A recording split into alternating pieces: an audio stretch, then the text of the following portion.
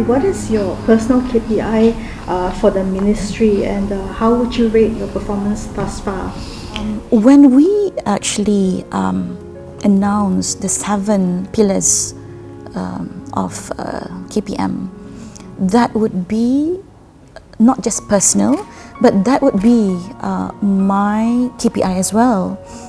The 7 pillars includes to make sure the delivery system to be as functional as we want it to be. So the access to the complaints must be addressed. The access to the education must be presumed to be available to everybody.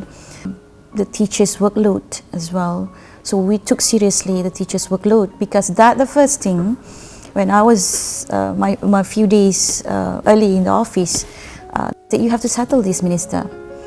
The previous ministers have failed to settle this, but you have to settle this. Yeah, I took it as a challenge.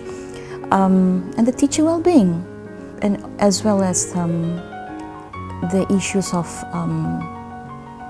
building this, what we call as human dignity. In Arabic we call it karama insania. We want to focus more on how to build a strong child with a strong and significant character.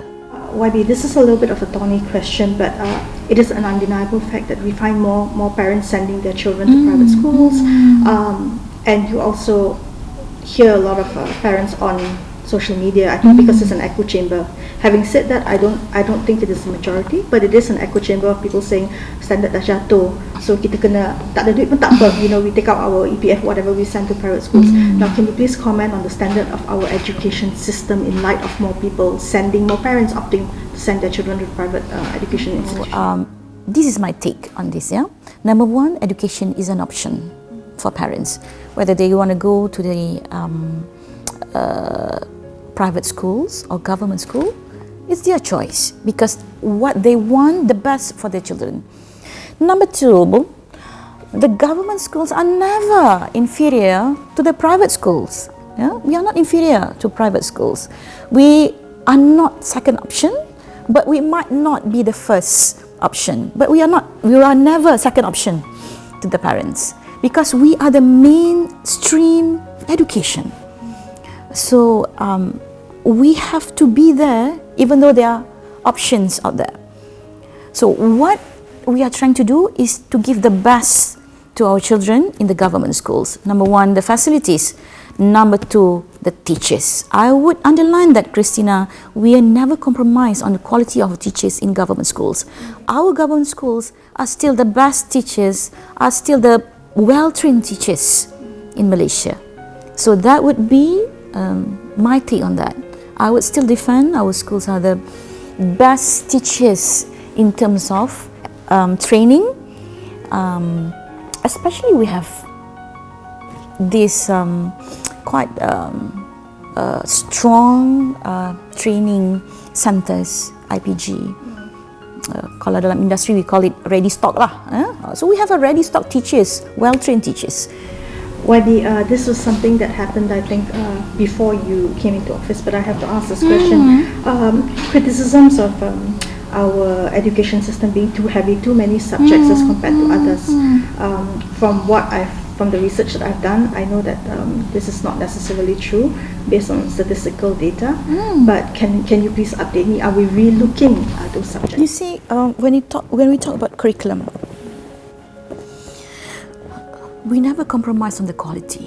We never compromise on the expertise. We never compromise on the standard. We never compromise on the performance of our children.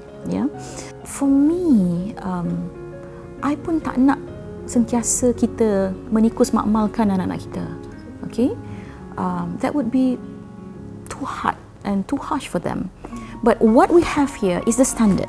I agree that some people argued, how come you said that the minister said that we have the same standard as Chinese, Japan, Norway, Finland and all that. But there are certain standards that kita memang qualified for that standard. And we defend that because we want that standard. So we work on that. Okay, number 2 is the cycle of the curriculum. Yeah, the cycle of the curriculum that we have to ensure that the children are within the cycle. They have to finish the cycle to see the output, to see the success story, and to see how they can cope with the curriculum. Yeah, so we cannot do this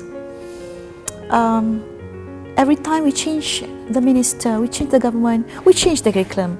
We cannot do that. That's why I said kita tidak boleh menikus mak-mak kan. I don't know how to put it in English, but we cannot do that anymore to our children. Let them finish the cycle, yeah. And we have the expert to look after all the complaints and all the hardship that they went through, as what you said. So, YB nak bagi any Teachers Day message ke? Salam sejahtera dan salam Malaysia Madani. I would like to wish all my teachers happy Teachers Day. Thank you, teachers. I love you. Bye.